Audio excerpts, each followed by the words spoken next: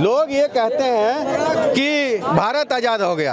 मैं ये कहता हूँ भारत आज़ाद तो हो गया है, पर 80% आज़ाद हुआ, 20% गुलाम है। क्योंकि 20% क्षेत्रों में हमें कहा जाता है वहाँ मत जाना, उस नो एंट्री जोन है, सावधान, वहाँ विशेष समुदाय के लोग हैं, नहीं जा सकते। सुप्रीम कोर्ट चुप, सारे नेता चुप। उस 20% क्षेत्र को आज़ाद अगर कोई करा सकता है इस स्वतंत्र भारत में, तो उसका नाम योगी आदित्यनाथ है। क्योंकि जले को आग कहते हैं, बुझे को राख कहते हैं, अपराधियों के सर्वनाश को योगी आदित्यनाथ कहते हैं। क्या कहेंगे? आपने सिर्फ ममता बनर्जी का नाम क्यों लिया? मन से वही बोल रही ना, हिंदू मुस्लिम बोल। उसका क्यों नहीं लिया? महाराष्ट्र में दंगा हुआ, उसका क्यों नहीं लिया आपने? सिर्फ ममता नहीं, सब क्योंकि उन्होंने मन से बोला। इस देश के संविधान ने लोकतंत्र के तरीके से लड़ाई लड़ने का जो तरीका सिखाया है कि आज अगर विपक्ष काले कपड़े पहनकर एक शांतिपूर्वक मार्च निकाल रहा है, उससे सरकार को आपत्ति क्या है? क्यों आप धारा 144 लगाते हो? क्यों आप उनको अरेस्ट करते हो? क्यों उनको डिटेन करते हो? मैं आपसे बताना चाहता हूं, अगर आज से पहले ही बहुत सारे लोगों की सदस्यता खत्म हुई है, लेकिन 6-6 महीने 1-1 साल तक घर खाली नहीं होता। आपने 1 महीने का नोटिस दे दिया, 1 महीने के अंदर घर खाली करो दिया ना। आप तो कह रहे हैं आज के आज में खाली करा रहे हैं। हम अपनी लड़ाई नहीं लड़ रहे हैं, हम देश की लड़ाई लड़ रहे हैं, देश की जनता की लड़ाई लड़ रहे हैं। जब वक्त आएगा तो आप देखना, सारा विपक्ष एक दिन वो वक्त आएगा, कोई मीडिया वाले ढूंढते रहेंगे, विपक्ष वाला कोई मिलेगा नहीं। उस टाइम खूब अपनी डबली बजाना, खूब बीजेपी वालों को अच्छा बोलना, खूब मोदी सरकार की तारीफ करना। जिस कांग्रेस की बात कर रहे हैं उसने जमीन से लेकर के अंतरिक्ष तक घोटाले किए, 2G घोटाला, कोयला घोटाला। और देखो भारत के कोयला घोटाले में जेल हुई है सरकार में मेरे भाई, कोयला घोटाले में हुआ है, कोयला घोटाले में जेल गए। सबको देखिए ना, और डाला जाएगा। केजरीवाल जैसे भी अंदर जाएंगे और जितने भी कांग्रेस के पक्षधार है ना, इनको समझ में आना चाहिए 70 साल तक जो लूटा है, ये पिछले 8 साल में जो मोदी जी ने देश का डेवलपमेंट किया है ना, वो नहीं कर पाए, इसलिए इनको मिर्ची लग रही है और कोई बात नहीं है। मिर्ची का स्वाद इसलिए इनको मिल रहा है। इस देश के संविधान ने लोकतंत्र के तरीके से लड़ाई लड़ने का जो तरीका सिखाया है कि आज अगर विपक्ष काले कपड़े पहनकर एक शांतिपूर्वक मार्च निकाल रहा है, उससे सरकार को आपत्ति क्या है? क्यों आप धारा 144 लगाते हो? क्यों आप उनको अरेस्ट करते हो? क्यों उनको डिटेन करते हो? क्या आज विपक्ष का काम देश के मुद्दे उठाना नहीं है? अगर देश के मुद्दे विपक्ष नहीं उठाएगा तो कौन उठाएगा? अगर आज राहुल गांधी ने सवाल उठाया, राहुल गांधी को कुचल दिया, कल को कांग्रेस का कोई और नेता सवाल उठाएगा, उसको कुचल देंगे।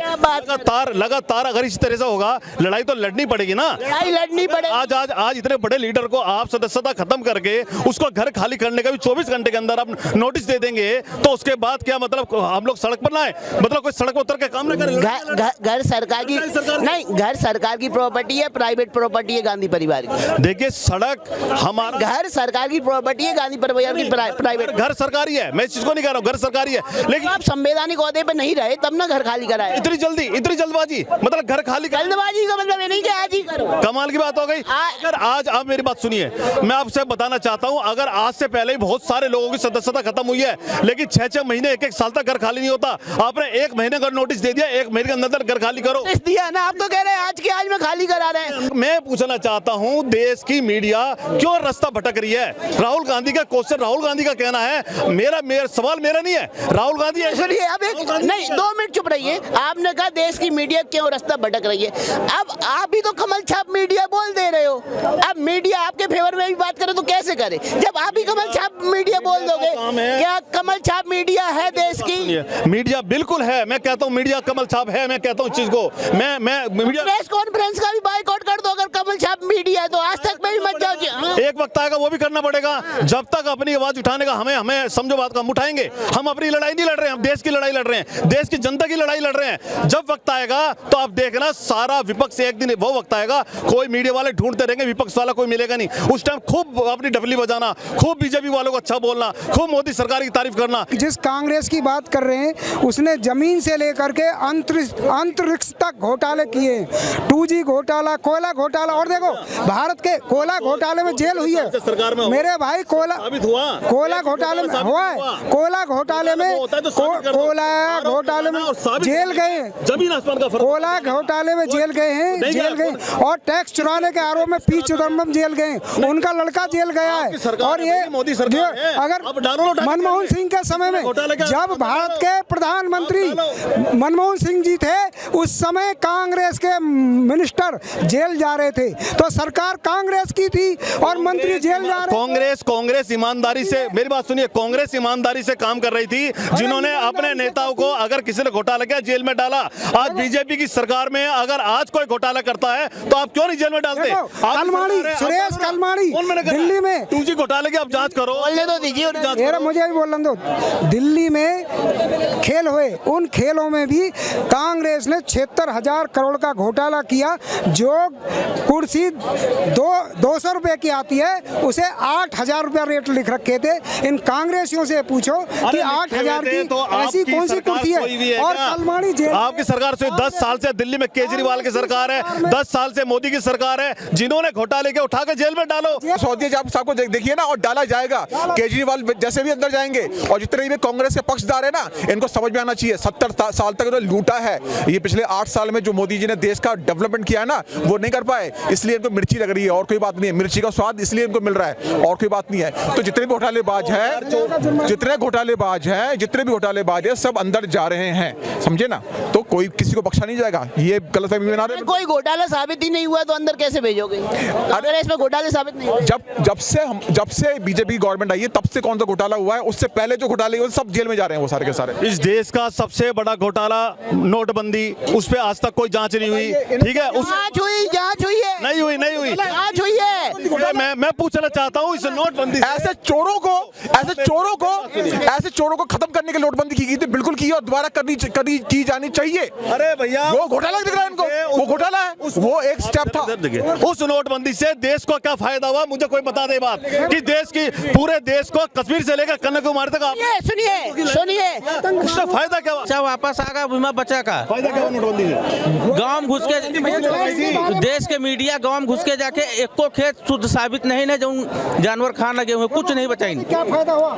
जो ब्लैक मनी गंगा में बह रहे थे, ये जितने भी नोट ब्लैक मनी दबा के बैठे होते ना, गंगा में फेंक रखे थे, जला रहे थे नोटों को। नोटबंदी अचानक करने से बहुत सारे गरीब लोगों की जिनकी शादियां थी, गरीब लोगों पे इतने नोट थे, जिन्होंने सुसाइड किया, उसको कौन जिम्मेदार है? मैं पूछना चाहता हूँ। आज भी मैं आपको लिस्ट दे सकता हूँ, मेरे गरीबों का नोट पूरा बदला। मेरे यहाँ भी 2 लोगों ने सुसाइड किया था उस टाइम पर। अचानक नोटबंदी करने से उनकी बेटी की शादी थी, और बेटी क्या होगा? सुसाइड उसने किया होगा जिसके पास हराम का पैसा होगा, समझिए ना? उसको झटका लगा होगा, बेटी की शादी थी। अरे बेटी की शादी थी तो क्या कहेंगे? नोटबंदी को घोटाला कहा जा रहा है और घोटालेबाजों को ईमानदार कहा जा रहा है। ना, नोटबंदी ने देश का तकदीर बदल दिया। बहुत बढ़िया सर। और एक व्यक्ति, आधुनिक भारत के पिता, जो मैं पर्सनली मानता हूं, अपने जीवन का जिसे भगवान मानता हूं, उनका नाम इस दुनिया में नहीं है, वो अरुण जेटली साहब थे। अरुण जेटली अगर नोटबंदी नहीं करवाते तो इस देश का प्रधानमंत्री आजम खान होता, इस देश का गृह मंत्री मायावती होती, और लालू के पास रिमोट होता। ये जो तख्ता पलट हुआ है जनता के द्वारा, उनका 2 नंबर नोट खत्म हो गया और मोदी जी आ गए, ये उसका चमत्कार है। राहुल गांधी गए अपने यात्रा में, उन्होंने खुद बोला था कि राहुल गांधी मर चुका है, तो मर गया, राजनीति में मर गया। हाँ, एक दिन में नोटिस आ गया घर खाली करने। हाँ बिल्कुल खाली होना चाहिए, सदस्य नहीं है तो आप कैसे रहेंगे? तो थोड़ी मोहलत तो दो ना। मोहल्लत 30 दिन का उनको दिया जा रहा है, जहाँ तक मुझे ख्याल आता है। कोई मोहलत नहीं दी जाती, लोकतंत्र में कोई मोहलत नहीं दी जाती। लोकतंत्र है, अगर लोकतंत्र जीवित है, डेमोक्रेसी आपकी जिंदा है, तो मतलब ये आप पहचान होनी चाहिए कि किसी को, सब आदमी एक आम नागरिक है। लेकिन विपक्ष की तरफ से तो लोकतंत्र खत्म हो चुका। नहीं ऐसा ने खत्म कर ये विपक्ष कह रहा है, ये आम नागरिक से पूछे कौन कह रहा है लोकतंत्र खत्म हो गया? लोग ये कहते हैं कि भारत आजाद हो गया। मैं ये कहता हूँ भारत आजाद तो हो गया है, पर 80% आजाद हुआ, 20% गुलाम है। क्योंकि 20% क्षेत्रों में हमें कहा जाता है वहाँ मत जाना, उस नो एंट्री जोन है, सावधान, वहाँ विशेष समुदाय के लोग हैं, नहीं जा सकते। कुछ भी नहीं, सुप्रीम कोर्ट चुप, सारे नेता चुप, उस 20% क्षेत्र को आज़ाद अगर कोई करा सकता है इस स्वतंत्र भारत में तो उसका नाम योगी आदित्यनाथ है। क्योंकि जले को आग कहते हैं, बुझे को राख कहते हैं, अपराधियों के सर्वनाश को योगी आदित्यनाथ कहते हैं। क्या कहेंगे? कांग्रेस ने कब का राम जी की पूजा नहीं करनी चाहिए? कांग्रेस के लोग सबसे ज्यादा भगवान राम को मानते हैं। काल्पनिक भी कांग्रेसी कह रही है, काल्पनिक भी कांग्रेसी। और मुद्दा देश का, कोई काल्पनिक नहीं का। और मुद्दा भगवान राम का नहीं है, मुद्दा अडानी का है, मुद्दा जेपीसी जांच का है। जो सबसे बड़ी बात है कभी लोकतंत्र, एक मिनट में बता। अभी सबसे बड़ी बात है, एक लोकतंत्र की परिभाषा यहाँ पे एक व्यक्ति दे रहा था, एक लड़का दे रहा था। मैं समझता हूँ उसको लोकतंत्र की ABCD पता नहीं है, ठीक है। राहुल गांधी को क्यों सजा हुई, कैसे सजा हुई, और अगर लोकतंत्र जिंदा रहता ना राहुल गांधी को सजा नहीं होती। इन्होंने कहा क्योंकि राहुल गांधी अकेले नहीं है, राहुल गांधी अकेले नहीं है, उसके पीछे 13 करोड़ मतदाता है। 13 करोड़ मतदाता ऐसे सेलेक्ट नहीं किया कि कोई एक आदमी आएगा और उसको कह देगा तुम मुजरिम हो, चले जाओ। मुजरिम के अरे कौन आदमी कह रहा है मुजरिम? न्यायालय बोल रहा है मुजरिम, न्यायालय। एक मिनट, न्यायालय दे रहा है, न्यायालय ठीक है, न्यायालय का मैं सम्मान करता हूँ। न्यायालय के बाद भी दूसरा न्यायालय है, दूसरा न्यायालय के बाद तीसरा न्यायालय, बिल्कुल है ना? तो wait for time boss, every court को टाइम दो ना। तो मैं भी तो पत्रकार भी यही बोल रहे हैं कि भाई कोर्ट को टाइम दो, रोड पे क्यों टाइम दे रहे? रोड पे क्यों? इन्होंने कहा कि ममता बनर्जी की वक्तव्य पे कांग्रेस जो है वो उम्मीद बोल रही है। 1984 में सिखों का मर्डर किसने कराया था? राजीव गांधी ने। ये लोग बोल रहे हैं जो धर्म की बात कर रहे हैं, धर्म के नाम पे कत्लेआम करने वाली सरकार के लोग कभी सामने नहीं आए, कभी सामने नहीं आए और कभी सामने भी। नीति को धर्म से अलग करो, लेकिन कल जब रामनवमी के जुलूस से पहले ममता बनर्जी खुले मन से बोलती है कल मुस्लिमों का रमजान है। आपने सिर्फ ममता बनर्जी का नाम क्यों लिया? क्योंकि मन से वही बोल रही ना, हिंदू मुस्लिम बोल। उसका क्यों नहीं लिया? महाराष्ट्र में दंगा हुआ, उसका क्यों नहीं लिया आपने? सिर्फ ममता नहीं, सब क्योंकि उन्होंने मन से बोला। महाराष्ट्र के नेता ने मन से नहीं बोला, महाराष्ट्र के नेता ने मन से नहीं बोला। कहना है कि राजनीति में धर्म नहीं होना चाहिए। हमारा सुप्रीम कोर्ट का नारा ही यतो धर्मस्त तो जया, जहाँ धर्म है वहीं विजय है, ऐसा स्वयं भगवान कह रहे हैं। तो आप मजहब बोलिए, आप धर्म मत बोलिए, आप मजहब बोलिए, आप धर्म नहीं कह सकते हैं। भगवान ने कहा है कि अपने धर्म का पालन करो। इस दुनिया में आए हो तो अपने धर्म का पालन करो। धर्म का अर्थ मजहब नहीं है, धर्म का मतलब है सत्य का मार्ग, और वो होना चाहिए। अगर वो हट गया तो हमारे पास रहेगा क्या?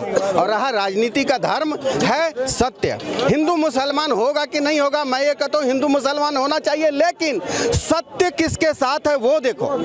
अगर कोई मुद्दा आया, हिंदू का आया या मुस्लिम का आया, सत्य किसके साथ है निर्णय लेना पड़ेगा, निर्णय लेना ही पड़ेगा। सत्य किसके साथ है आप फिर वो फैसला दे दो। इन्होंने धर्म की बात की, धर्म और मजहब की परिभाषा अलग अलग है, ठीक, बिल्कुल अलग है। मैं धर्म, राजनीति का एक धर्म होना चाहिए, धर्म की राजनीति नहीं होनी चाहिए, मैं ये कहने जा रहा हूँ।